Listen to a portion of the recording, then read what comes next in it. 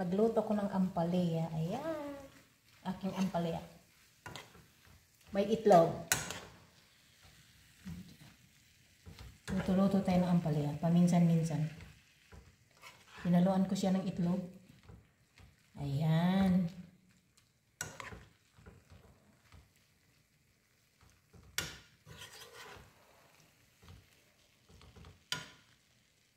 Oh, sarap. Masarap yan. Ulam pang alis ng diabetes. Maraming maraming benepisyo sa katawan ang ampalaya. Ganon din ang patula. Yan, binili ko yan sa Filipino market. Ay, hindi pala. Sa katabi ng Filipino market.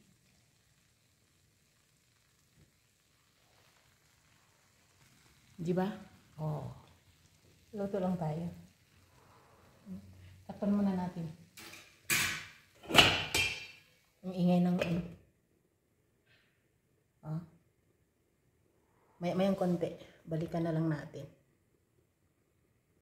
Ayan. Oh, ang ganda. Ang ganda ng kulay niya.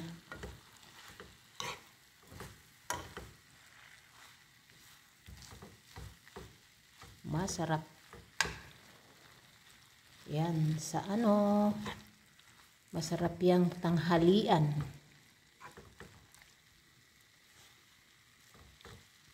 Pa natin ulit, 5 minutes ulit.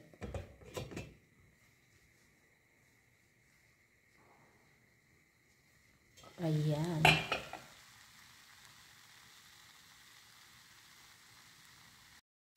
Ayan.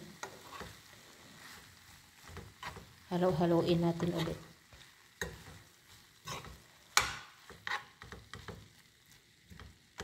Ampalaya pala ang pangalan. May itlog.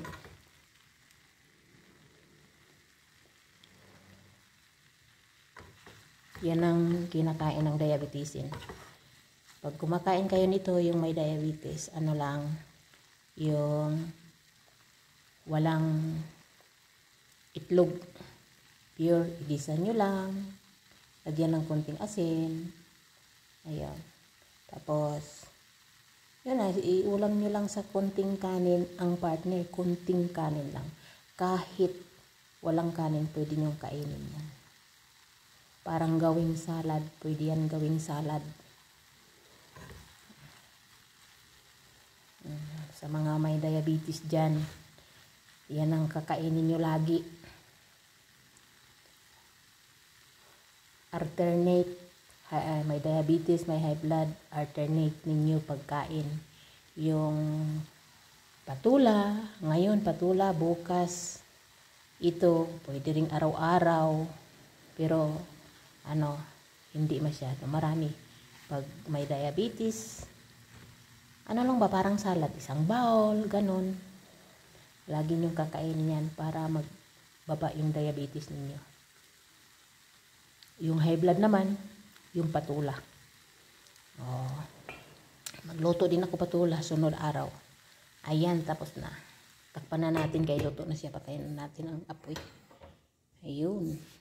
Okay.